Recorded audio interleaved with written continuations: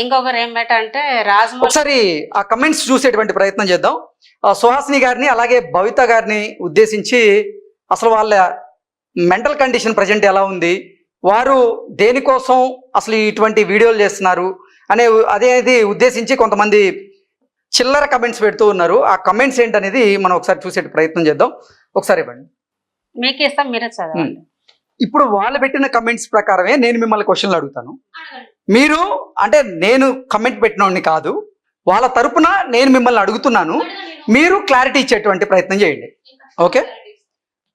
ఒకరు కమెంట్ పెడుతూ భవితని అలాగే సుహాసిని గారిని మా హాస్పిటల్కి రండి, మేము ఇక్కడ మెంటల్ కేసులకి ట్రీట్మెంట్ చేస్తాము, మీకు కూడా ట్రీట్మెంట్ చేస్తాము అంటూ ఆయన కమెంట్ పెట్టారు.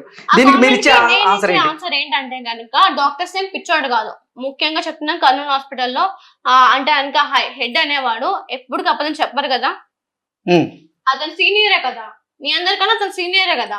అలాంటప్పుడు అతనే నాకు క్లియర్ రిపోర్ట్ ఇచ్చినప్పుడు మీరు ఎలా క్లియర్ నాకు రిపోర్ట్ ఇస్తారు? అయితే మీరు రండి, అంటే మీ మానసిక పరిస్థితి బాగుంది అని డాక్టరే ఒప్పుకున్నారు. డాక్టర్ ఒప్పుకున్నారు. అలాంటప్పుడు నాకు ఏమైనా ప్రాబ్లం ఉంటే నేను సైకలాజికల్ ప్రాబ్లమ్ నేను ఏదో యాక్ట్ చేస్తుంటే అతను ఫేస్ టు ఫేస్ చెప్తారు, ఏ డాక్టర్స్ అని కంపల్సరీ చెప్తారు.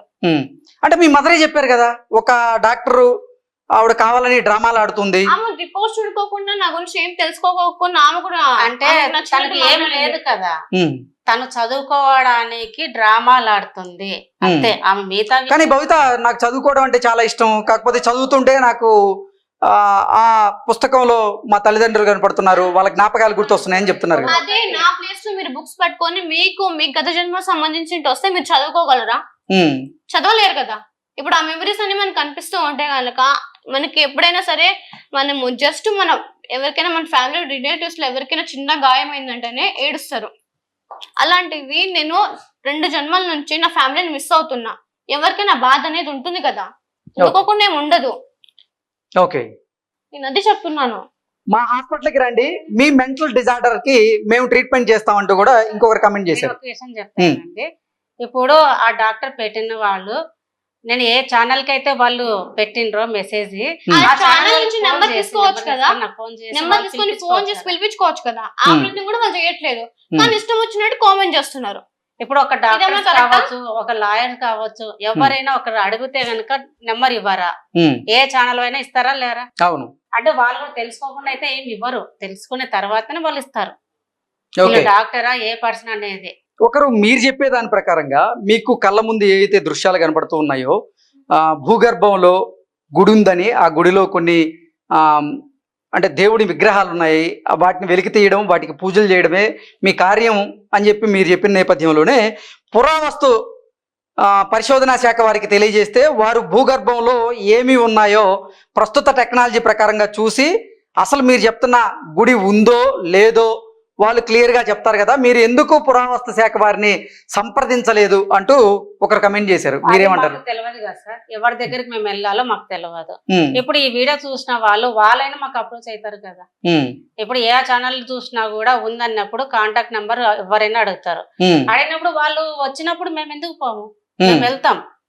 ఇప్పుడు మా దగ్గరికి వాళ్ళని తీసుకుపోయేంత లేదు మాకు, వాళ్ళు తీసుకొని పోవడానికి మేము రెడీగా ఉంటాం. ఆ గుడి అంటున్నాం కదా, గుడి చూపిస్తాం కూడా, వాళ్ళు చెక్ చేసుకోండి వచ్చి. ఇప్పుడు వాళ్ళకు కూడా నేను ఇదే చెప్తున్నాను, కామెంట్ పెట్టిన వాళ్ళకి కూడా మాకు వాళ్ళు ఏంటో తెలియదు, వాళ్ళు ఎక్కడ ఉంటారో మాకు తెలియదు. ఇంకో కమెంట్ చూద్దాం. ఆర్జీవి గారితో ఒకసారి భవితని మాట్లాడించండి, భవితకున్న మెంటల్ ప్రాబ్లం మొత్తం సెట్ అయిపోద్ది అంటూ ఒకరు కమెంట్ చేశారు. ప్రాబ్లం కాదు సార్, అతనితో మాట్లాడితే లవ్ లో పడుతుంది. ఆ కామెంట్ చూడండి, లెవెల్ అయిపోద్ది అంటే సెట్ అయిపోద్ది అని చెప్పారు అనమాట. మీరు ఎంతమందిని తీసుకొని వచ్చినా అతనే కాదు, ఎంతమందిని తీసుకొని వచ్చినా డాక్టర్స్ లాయర్స్ లేకపోతే ఎవరైనా సరే మీరు బాబాని తీసుకొని వచ్చినా నేను ఒకటే చెప్తా, నాకు అనిపించేది నిజం. ఇంకొకటి వచ్చేసి నాకు ఏం సెట్ అవ్వదు, నాకు ఎలాంటి హెల్త్ ఇష్యూస్ లేవు, మీకు వచ్చినట్టు కూడా నాకు ఫీవర్స్ కూడా రావు. ఓకే, ఇప్పుడే చెప్తున్నాను, మీకు వచ్చిన నాకు ఫీవర్స్ కూడా రావు, నాకు ఎలాంటి అంటే ఇంకా నార్మల్ గా నేచర్ చేంజ్ అయినప్పుడు జస్ట్ కోల్డ్ అనేది తప్ప నాకు ఫీవర్ కూడా రాదు. ఓకే, ఎటువంటి ఆరోగ్య సమస్యలు అనారోగ్య సమస్యలు అయితే మీ దగ్గర లేవు. తనకు ఓన్లీ పౌర్ణమి రోజు ఊడిపోయేటప్పుడు మాత్రమే పెయిన్ ఉంటుంది, అంతవరకే కానీ నాకు ఎలాంటి హెల్త్ ఇష్యూస్ మాత్రం ఉండదు.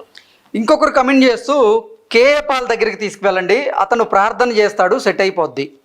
అంటూ ఇంకొకరు కమెంట్ చేశారు. ప్రార్థన అంటున్నారు కదా, ఉమ్, ఇప్పుడు ప్రార్థన ఇలాంటి ప్రార్థన వాళ్ళ అనేది వల్లే నిజాయితీ పాస్టర్లు ఫాదర్లు వాళ్ళ నేమ్ అనేది పోతుంది. వాళ్ళకి చెడ్డ పేరు వస్తుంది అంతే తప్ప నుంచి మీరు ఎన్ని చేసినా సరే నా కార్యం నేను నెరవేర్చేంత ఇదొక్కటే వరకు కాదు. నాకు సైతాన్ ఇలాంటి problems పట్టిందని కూడా అన్నారు. మరి సైతాన్ పట్టిందంటే కనుక ఎవరు టెంపుల్ లకి వెళ్ళలేరు. ఉమ్, ముఖ్యంగా ఒకవేళ ఒక గోస్ట్ ఉంటే కనుక వాళ్ళ మెంటల్ అనేది వేరేలా ఉంటది.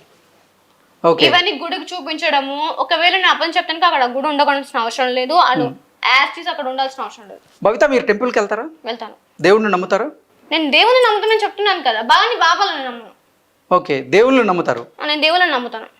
ఎందుకు? మీ తల్లిదండ్రులే దేవతలు కదా, దేవతలు దేవుళ్ళు కదా. ఎంత దేవతలకైనా సరే మాకు వచ్చేసి శివుడు అంటే మాకు చాలా ఇష్టం. ఉమ్, ఉం?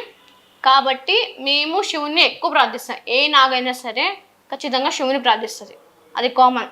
ఉమ్, ఎందుకంటే కనుక మా వాళ్ళే ఆయనకు ఆభరణం కూడా, ఉమ్, అదైతే నిజం కదా. శాస్త్రం ఏమి అప్పని చెప్పట్లేదు కదా, శాస్త్రంలో కూడా ఇవన్నీ ఉన్నాయి కదా. ఉమ్, మరి ఇదంతా టెక్నాలజీ అంతా కనిపెట్టే దేని వల్ల కనిపెడుతున్నారు? ఉమ్. శాస్త్రం ద్వారా కదా.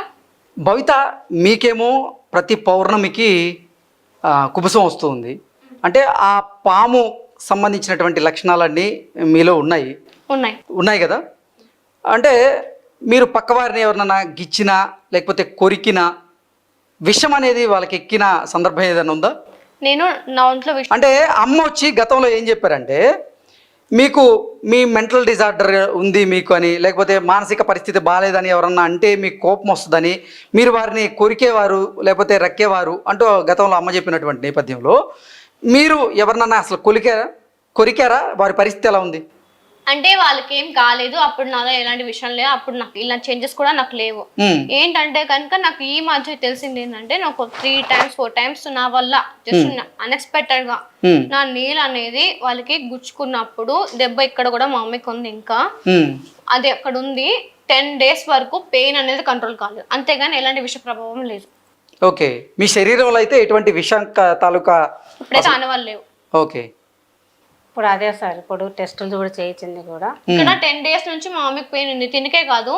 అంటే కనుక మా అక్క కానీ మా సిస్టర్ కి కానీ ఇంకా కొంత మెంబర్స్ కి నా గోరు తాకుతే కనుక నా నీళ్ళు అనేది గీసుకోకపోతే కనుక అక్కడికి వాళ్ళకి పెయిన్ ఉంటుంది. అంటే ఉంచుకోదు తను, ఉంచుకోను. ఎందుకంటే నా దాంట్లో వల్ల వాళ్ళకి పెయిన్ కలుగుతుందని చెప్పేసి నేను ఎప్పటికీ నెయిల్స్ క్లీన్ చేసుకుంటాను. మరి మీ సిస్టర్స్ మీ దగ్గర పడుకోవడానికి భయపడతారా? అదేం లేదు, నేను నార్మల్ గా ఉంటాను. ఓకే, నార్మల్ గా ఫ్రెండ్లీగా ఉంటాను. ఓకే, అంతేగాని మా మదర్ ఇది మా ఫాదర్ ఇది అని నేను ఎవరికి చెప్పుకోలేదు కూడా ఇంతవరకు. మాకు ఓన్లీ మమ్మీస్ కూడా నేను చెప్పుకోలేదు. ఎవరికి తెలియదండి. అసలు బయటికి వెళ్ళడం లేకపోతే ఫ్రెండ్స్ తో కలవడం ఇటువంటివి ఉంటాయా మీ జీవితంలో? ఫ్రెండ్స్ తో ఉంటాను, అంటే నాకు ఉండేది ఎక్కువ ఫ్రెండ్స్ లేరు నిజంగా చెప్పాలంటే.